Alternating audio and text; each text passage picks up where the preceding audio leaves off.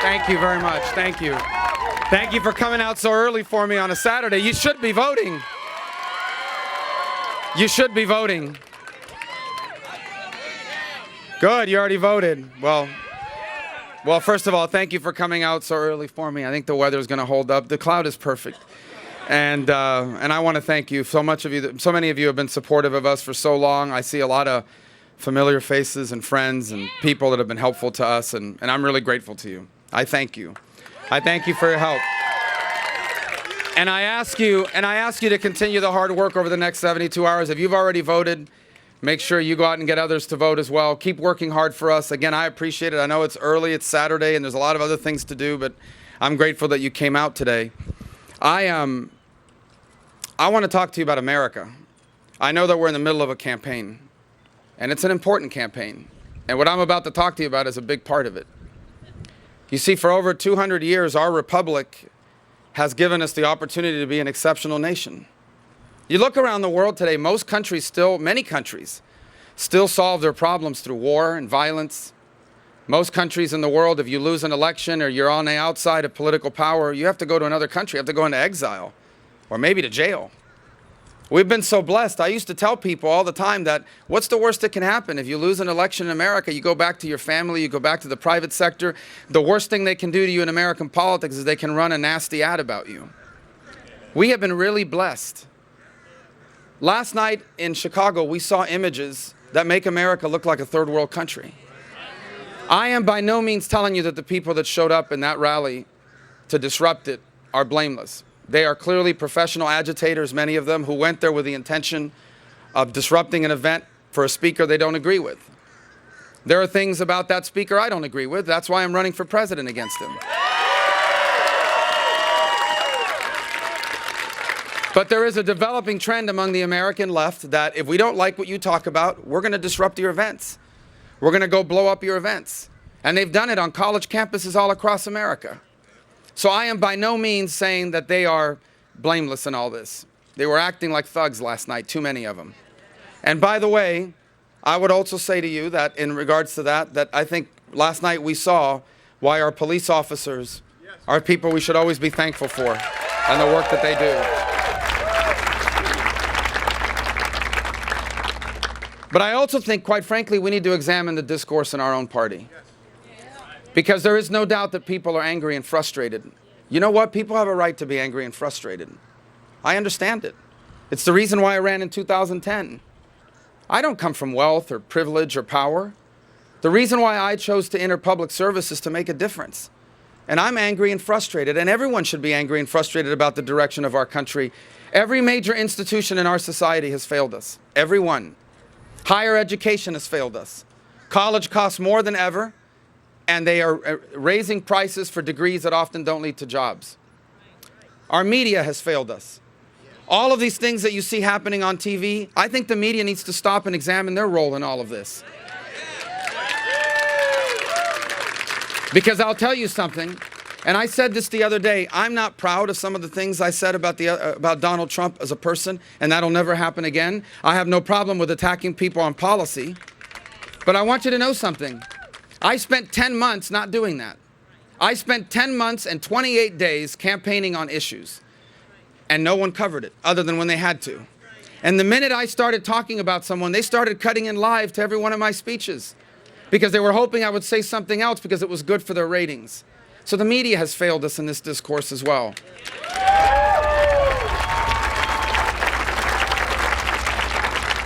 Our political parties have failed us. They've become organizations designed to perpetuate themselves in power, instead of organizations designed to be leaders and agents of change. Our political leaders have failed us. Far too many are in office to win re-election, to win the next election, not to make a difference. Organized religion, you name it. We have serious problems in our society, and the result is that people are frustrated. They're frustrated because they go to college, they get a degree. Their whole life they're told, if you go to college and you get a degree, when you graduate, there's going to be a job waiting for you in the American dream. And they borrow money to pay for it. And then they graduate and they have a loan and they can't find a job and their degree seems worthless.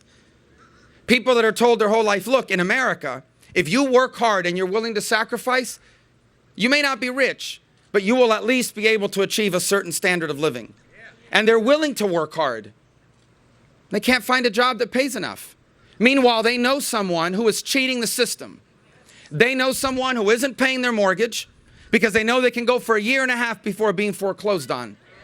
They know someone who is living off government benefits and getting paid cash under the table. And they're angry. I understand that. They understand when they go into work and they're told, guess what, your job is gone. We're using a machine now. Or we're sending it to another country. Or we're bringing workers from another country to replace you. And by the way, you have to train them. I understand that people are frustrated. I understand that people are angry. But here's what I want everyone to understand. The job of a true leader is not to stoke people's anger. The job of a true leader is not to say, I know you are in pain. And so what I am going to do is I am going to use your pain to make you even more painful, more angry, so that you vote for me instead of someone else. Because when you do that, there are consequences. There are consequences. There are consequences to that. And they're playing out before our very eyes. They're playing out before our very eyes. What I saw, not just last night, but in the days before it, put aside last night. We have a major presidential candidate that basically encourages people in the crowd to beat up on people that heckle and protest against him. We don't have to boo it. I'm just telling you that's what's happening. It's what's happening. And don't tell me that he's not. I don't want anyone to say that he's not, because he is. The other day, a guy sucker punched a guy at one of his events. Look, I've had protesters. They are obnoxious. Some are paid to be there. Some are just people speaking their minds and they have a right to do it. But never in my wildest dreams have I ever thought that it would be a good idea for someone to punch the guy or gal in the face. Never in my wildest dreams did I ever think that I would say, punch him in the face and I will help pay your legal fees. And it's gotten worse than that. After the guy got punched in the face, a gentleman was arrested. I should say gentleman. The guy was arrested. And as soon as he was released, he said, the next time maybe we should kill him. And no condemnation of it. Guys, there are consequences to this. There is an appeal to that. People find it appealing and refreshing that a political candidate says whatever's on their mind. Presidents cannot say whatever's on their mind. They can't.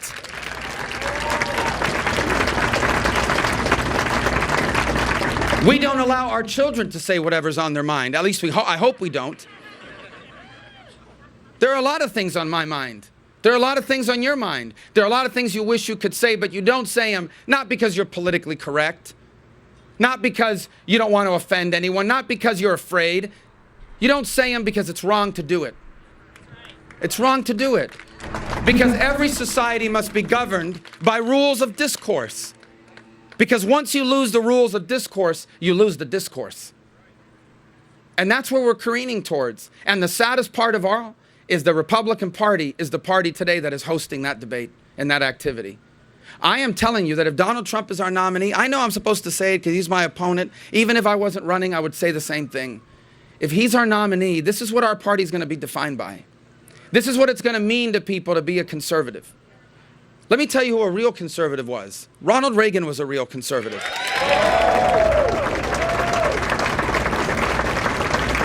Is there anything about Donald Trump that reminds you of Ronald Reagan? And he was just as conservative as anyone who has ever run for office in this country. Well, that's a whole different story. My point is, this is the consequences of this election. Look, I'm here to ask you for your vote. I want you to vote for me. I want your support.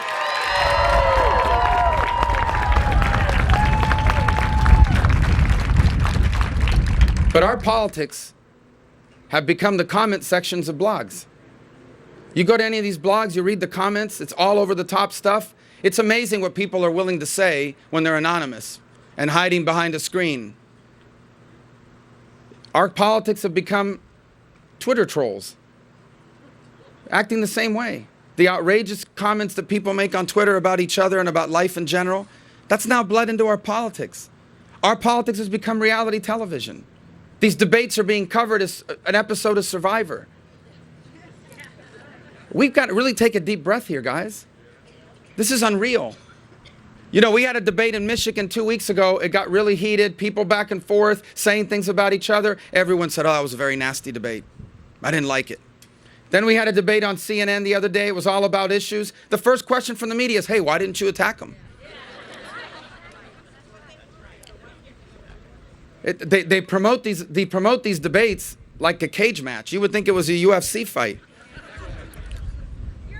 But what's at stake here is the future of the most important country in the world. The most important country in the world. Civil society.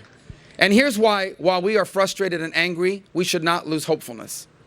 Here's why we should be optimistic about our future. Because for over 200 years, this nation has proven that we Americans can do anything. We have proven that when we set our mind to something, there is no challenge we can't confront, there is no problem we cannot solve. We have proven this time and again. I think it's time for leaders that remind us of who we are. Who we are as Americans. You know who we are? We are all the descendants of go-getters. I don't care what your heritage is, we are all the descendants of go-getters. We are the descendants of pilgrims who refused to accept the rules of the old world. We are the descendants of slaves who overcame the most obnoxious, the most dangerous, the most evil institution mankind has ever had. We are the descendants of immigrants who gave up everything they ever knew because they knew they were called to more. That's literally in our DNA. That is the blood that runs in our veins. That is who we are as a people and as a nation.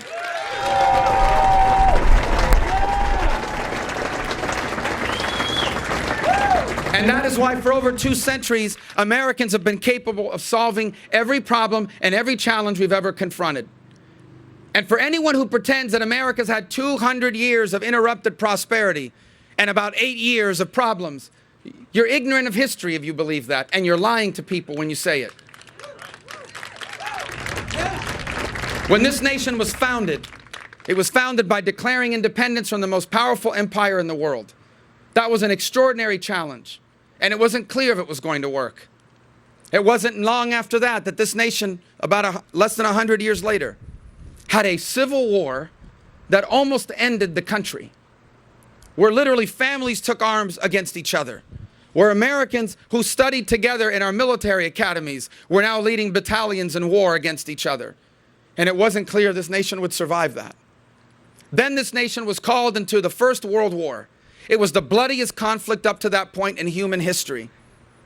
Not long after that First World War ended, this nation had a Great Depression that wiped out communities and families and our entire economy. People went hungry in this country during the Great Depression. And I mean literal and severe hunger.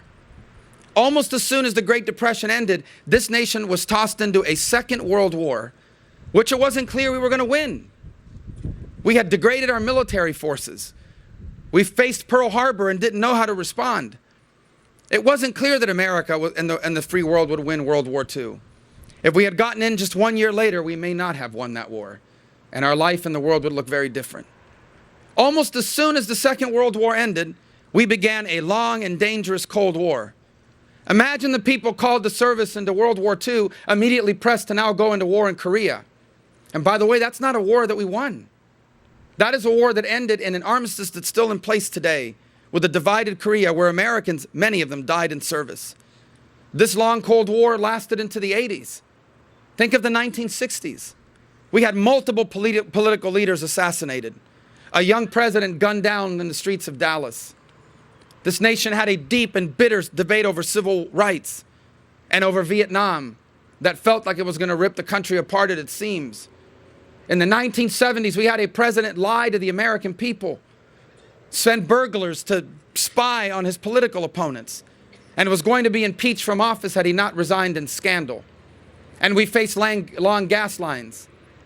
In the late 1970s, we had hostages being held in Iran, and we were helpless to do anything about it. And the Soviet Union was encroaching on us. They weren't just in Cuba and now in Nicaragua, but they had begun and fomented violence in El Salvador. And it felt like they would soon reach the border of our country, right up Central America, through New Mexico, and right up to the border. When have we ever had it easy? When has there ever been a generation of Americans that face no challenges, no struggles, no danger, and no problems? The answer is there has never been such a time. It has always been hard. You know why? Because it's hard to be special. Because it's hard to be exceptional. And that's what this country is. And it's exceptional and it is special.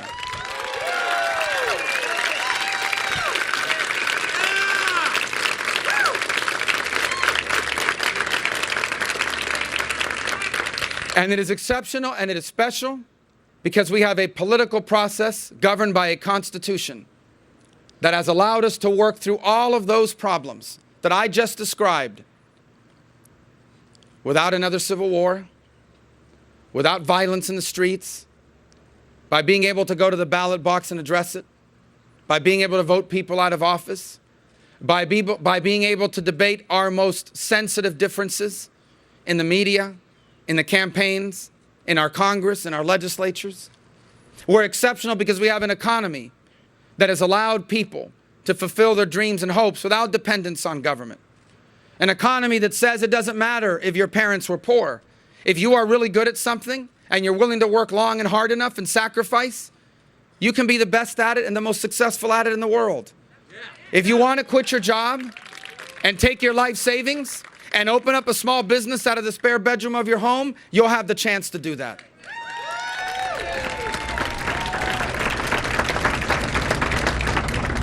We've been exceptional because we've been willing to send our sons and daughters off to fight and die so that other people could be free. Because we understand that tyranny unchallenged will one day reach us too. And so we didn't fight in Vietnam because we wanted a 51st state. And we didn't go into the first Gulf War because we wanted Iraq to be a territory of the United States. And we didn't try to keep Afghanistan or Iraq the second time around. We have been exceptional for over 2 centuries because we have been governed by powerful principles that all men are created equal, endowed by God, our Creator, with a right to life and to liberty and to pursue happiness.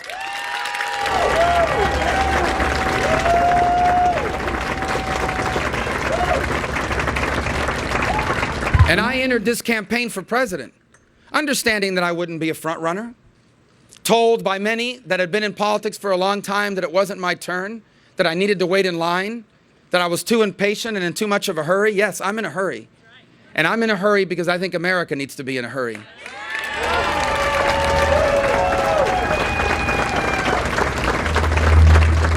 I think America needs to be in a hurry because we're running out of time to get this right. You see, the time has come for this generation to do its part. For over 2 centuries, each generation in American history did what they needed to do to leave their children better off than themselves. Now the time has come for this generation to do its part. And if we don't get it right in 2016, I'm not sure what happens next. I'm not trying to be negative or cataclysmic or apocalyptic. I'm just telling you, I'm not sure what happens next. I'm just telling you, it's very easy to run for office, to see people's anger and frustration, and to prey upon it. It's very easy to go to people who are hurting and say, I know you're hurting, I know you're angry, you should be angry, I want you to be angry, I'm angry too, let's be angry together because the bad things that are happening to you are their fault. It's their fault, it's someone else's fault. And so give me power so we can go after the people who have made you angry.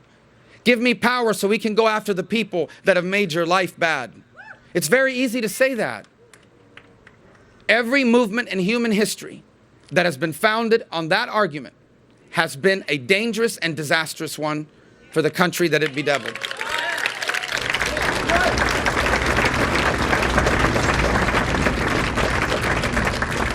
And so here's what I say instead.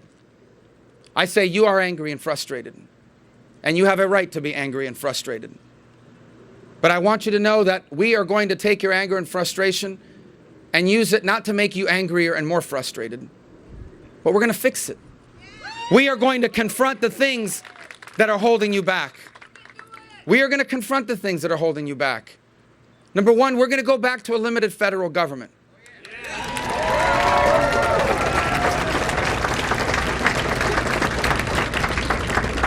We're going to go back to a limited federal government, not because we don't care about our problems, but because we care about our problems.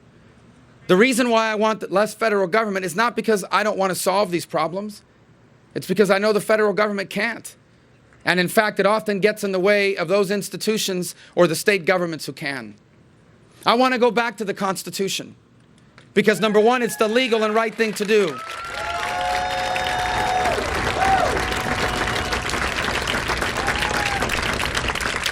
But number two, because if you lose the Constitution, you lose your republic.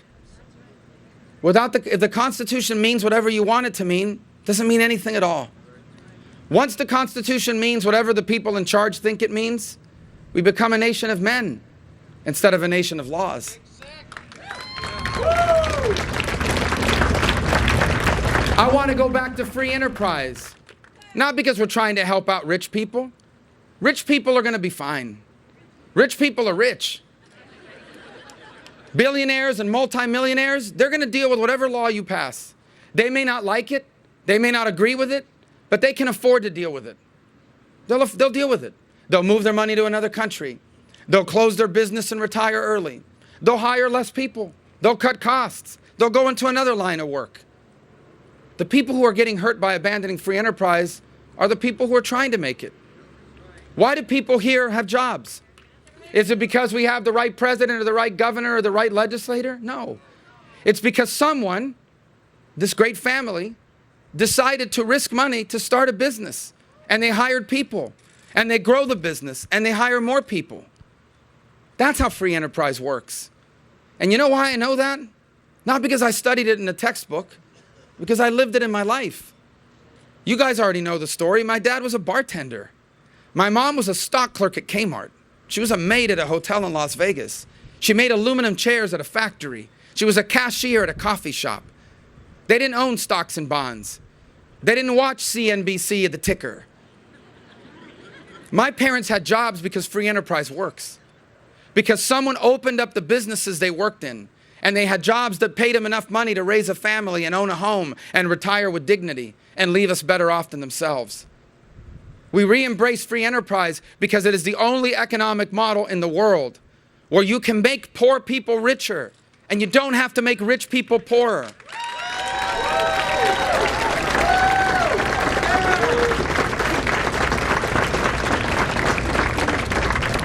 We embrace a strong national defense not because we want war. I want us to have the most powerful military in the world, not because I want a war, but because I want to prevent one.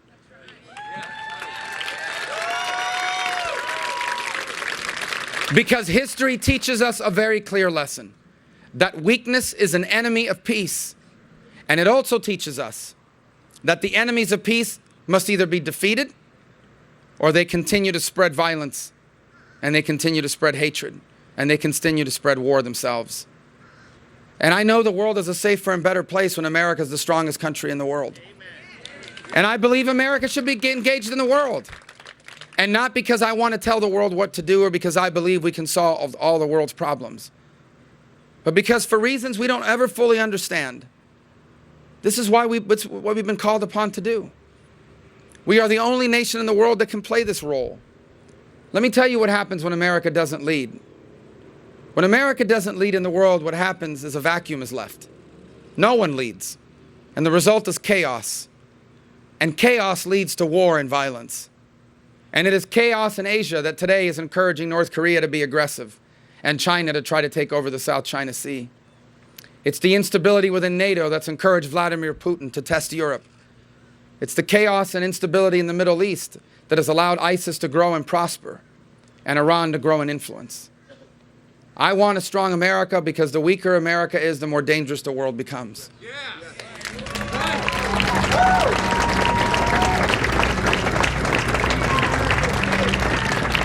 We have real challenges, but we can fix every single one of them.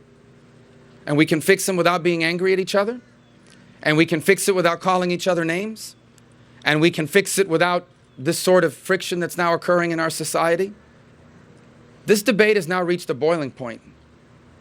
I can't tell you how sad I was to see those images last night. Again, I was sad. I know that Chicago is a city that hosts multiple groups that are professional agitators and protesters. But it's not just Chicago. This has been building up for a long time. And the result is last night, as the world turned on their televisions, they saw images out of America that looked like something out of the third world. This cannot continue. Too much is at stake. The problems we face are too significant, and the opportunities are too real. And I want to leave you with another message. One that I hope will leave you inspired to believe that this election is not just about our problems, but about the chances we have. You see, despite all the things that are going wrong in this country and all the challenges we face, I think the 21st century has the chance to be the greatest era in our history. There are more people around the world than ever before that can afford to buy things from us. One of the great stories that isn't being told enough is that after the fall of the Soviet Union and the end of communism and socialism, free enterprise broke out around the world. And today there are literally hundreds of millions of people on this planet who just 15 years ago were starving, and now they drive cars. Now they own businesses. Now they buy products. Now they take vacations. You know where they want to take vacations to? The United States. Yeah, Florida.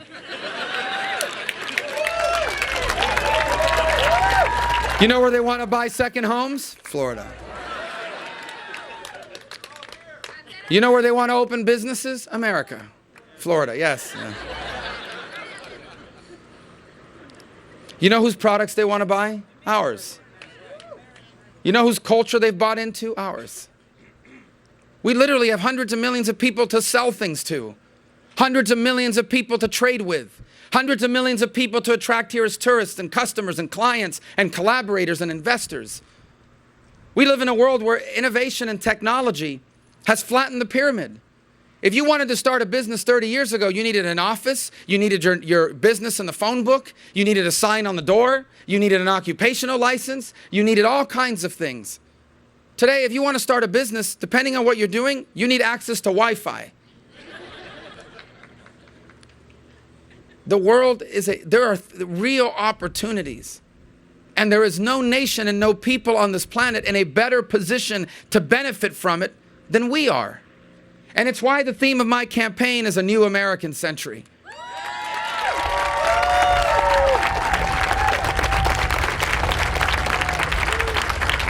Because I know that we have a chance to make the 21st century the best time in our history.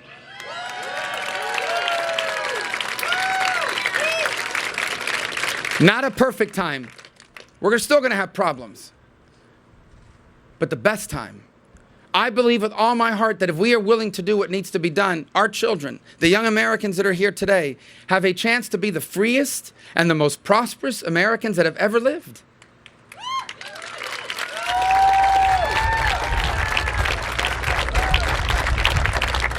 But that requires the right policies. That requires the right ideas. And that requires the right leadership. And I'll just say this in closing. No matter what our political differences may be, who wants to live in a country where everyone hates each other? Who wants to live in a country where everyone's at each other's throat over everything? It's okay to be at each other's throat over college football. I see an FSU shirt here. I'm not asking him to be removed. I would just ask that you turn the shirt inside out, sir. No. I need everyone's vote, so. And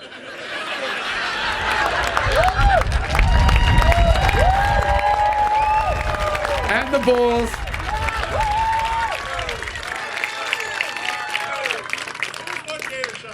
Yeah.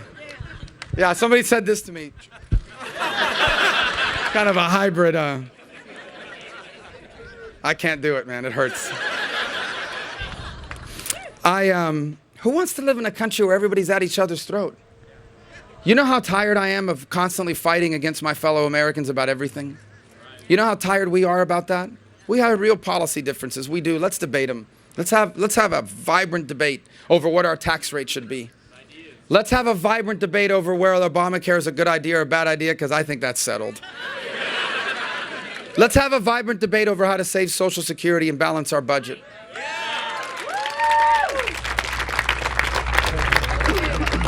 Let's have a heated debate about all these things. We should. And then we're going to have an election.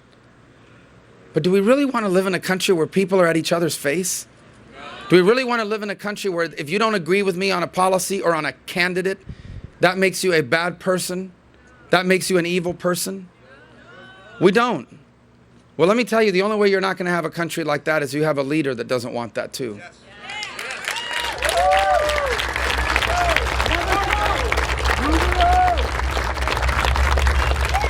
If you want to be a professional Twitter troll, stay on Twitter. If you want to be one of these people that say crazy things, get a talk show. But if you want to be president of the United States, you have to love all the American people, even the ones that don't love you back.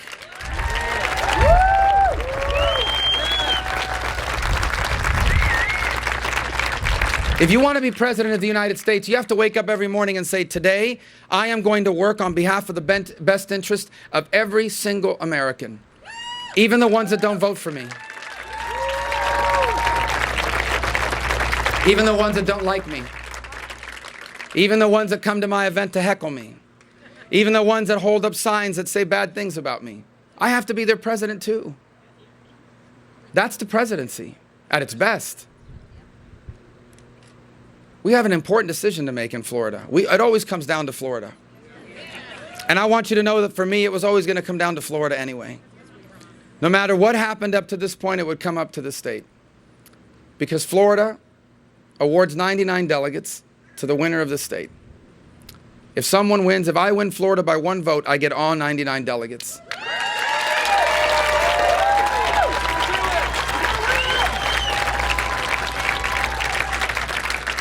And if I don't, I get none.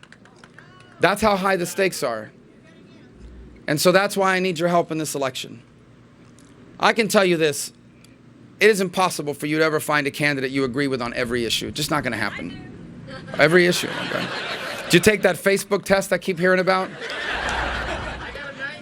You got a 90. My wife got an 89. That's not bad. That's not true. That's a joke. I don't know what she got. There's no way you're going to agree with someone on every single issue. Since when has that been the criteria? I think the presidency of the United States, the president of the United States is not just the head of our government. It's the head of our people. It's not just the head of government, it's the head of state. It's a symbol of America around the world. Only the president can call us to great causes. It took a president to inspire us to put a man on the moon. It took a president to get us to believe that communism would fall and the Cold War would one day end. It took a president to bring this country back together after it was divided by a civil war, a real war. It took a president to bring us through the Great Depression and allowed us to come together to defeat Nazi Germany and Imperial Japan. The presidency is consequential. It can't solve all of our problems, but the president is the most powerful bully pulpit in the world. It sets an example for our children and our nation. We always want to live in a country where no matter whether you agree with him or her or not, we can tell our children that our president should be a role model, not someone that we need to make excuses for.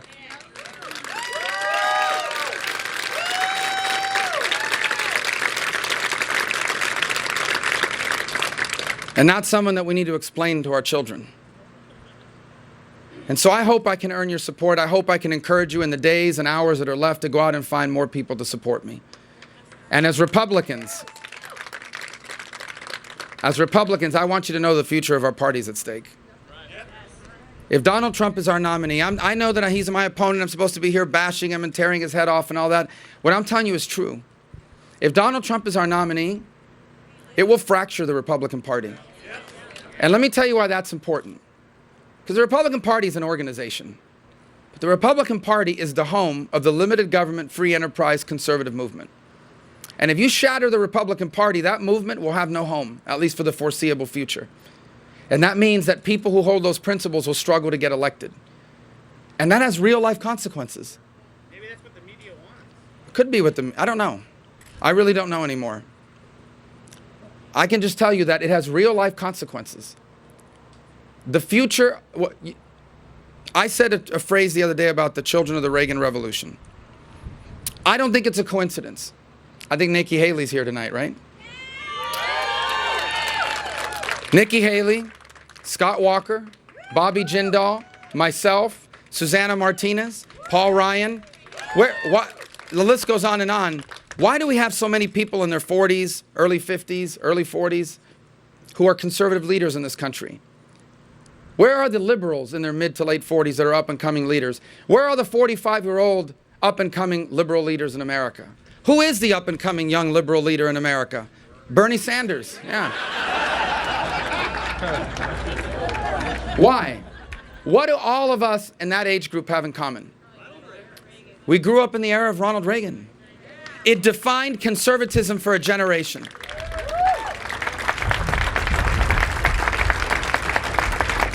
And it defined conservatism as a set of principles backed up by a set of specific ideas and wrapped around a sense of optimism about America and our future. And young people growing up in that era embraced it and were defined by it and were inspired to enter public service because of it. Well, that's what we're about to do now. And we have to decide, what will this young generation of Americans take away from this election? I can just tell you that if Donald Trump is our nominee, he will define what it means to be a Republican and a conservative for an entire generation of Americans. And I don't think that's something that as a Republican we want. So as usually is the case, Florida, it comes down to you. And I hope I can earn your support so that we continue this campaign moving forward into other states and other parts of this country.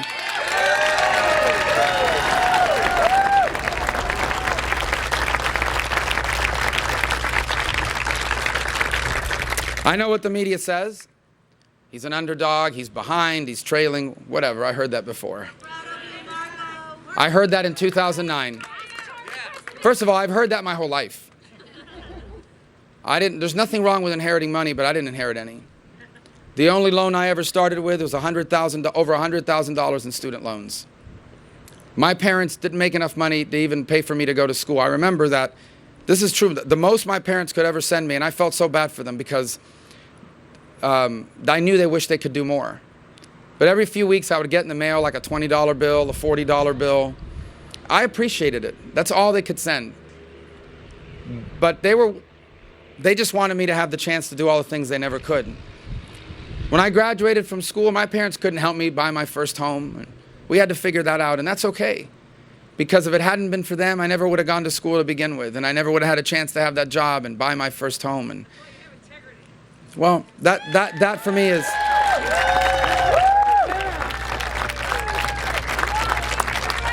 When I first decided to get into public service, my dad didn't hand me a Rolodex and say, here are all my friends, call them, they'll raise you money. When I decided to run for president, even as a sitting senator, I didn't have that. We have always had the scratch and claw, but I like that. It's been a blessing. It's not just who I am, it's who we are. That's who we are as a nation and as a people.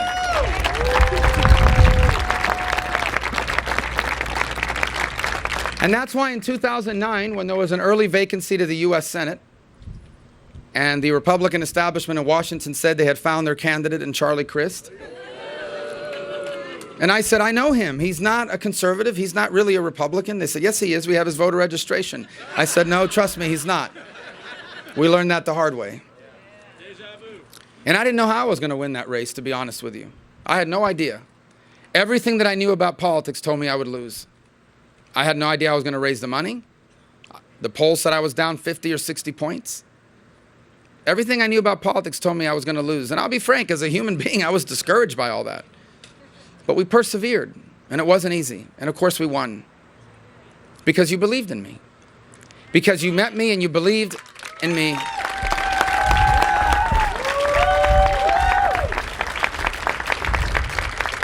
Because I told you that if you voted for me, I would go to Washington and I would stand up to the Obama agenda and I would offer a clear alternative. And that's exactly what I've done. I have stood up to the Obama agenda, and I've actually had successes. I led the effort, and we repealed the Obamacare bailout fund.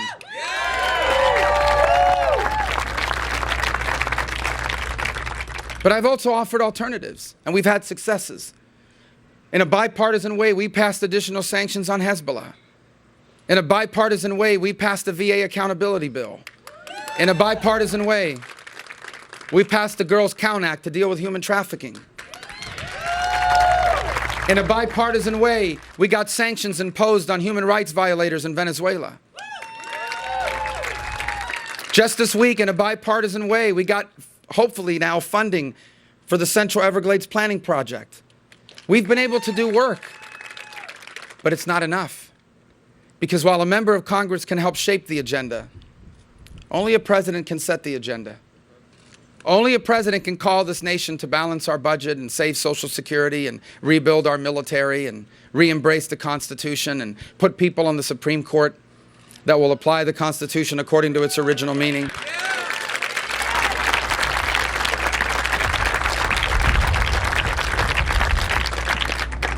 Only a good president can undo the damage done by a bad president. And that's what I endeavor to do. And that's why I need your help.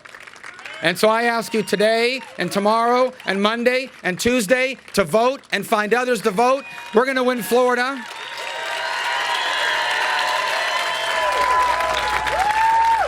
And then we're going to win Florida again in November. And then we're going to have a new American century. So God bless you. Thank you, guys. Thank you.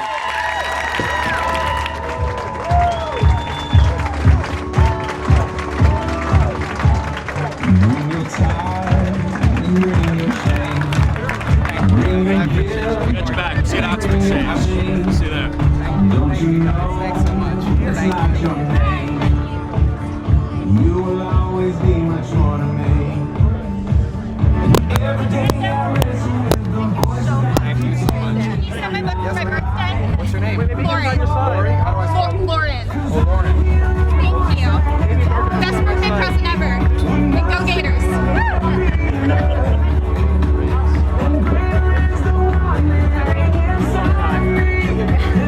Marco, can you sign my kid's sign? Yeah. Rubio children.